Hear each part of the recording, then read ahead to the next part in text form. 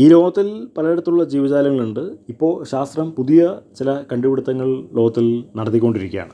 അതായത് സൈബോർഗ് പാറ്റകളെ അവർ വികസിപ്പിച്ചെടുത്തിരിക്കുകയാണ്. പാറ്റകളെക്കുറിച്ച് നമുക്ക് മനസ്സിലാവുന്നത് വീടിൻ്റെ ഏത് അദൃശ്യമായിട്ടുള്ള വിടവുകളിലേക്കും ഏത് കുഴിയിലേക്കുമൊക്കെ പോകാൻ പാറ്റകൾക്ക് കഴിയും. എന്നാൽ അതേസമയം തന്നെ യാന്ത്രികമായിട്ടുള്ളൊരു പാറ്റയെ നമ്മൾ സൃഷ്ടിക്കുകയാണെങ്കിൽ അതുകൊണ്ട് ഒരുപാട് ഗുണങ്ങളുണ്ട്.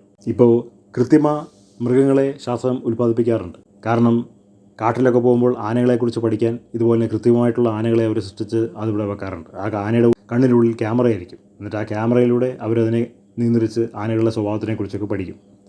അതുപോലെ കൃത്രിമ പക്ഷികളെ ലോകത്ത് നിർമ്മിക്കുന്നുണ്ട്. എന്നതുപോലെ കൃത്രിമ പാറ്റകളെ നിർമ്മിച്ചിട്ട് തകർന്നിരിക്കുന്ന കെട്ടിടങ്ങളിൽ, പ്രത്യേകിച്ചും ബോംബ് സ്ഫോടനമൊക്കെ നടന്ന് തകർന്നിരിക്കുന്ന കെട്ടിടത്തിനുള്ളിൽ ആളുകൾ ഉണ്ടോ ഇല്ലയോ എന്നുള്ളത് കണ്ടുപിടിക്കാൻ ഈ സൈബോർഗ് പാറ്റകൾക്ക് ഒരുപാട് കഴിയുമെന്നാണ് പറയുന്നത്. കാരണം സൈബോർഗ് പാറ്റകൾ ഒന്നാമത്തെ കാര്യം വളരെ ചെറുതാണ്. അവർക്ക് എവിടെ വേണമെങ്കിലും നുഴഞ്ഞു കയറാമല്ലോ.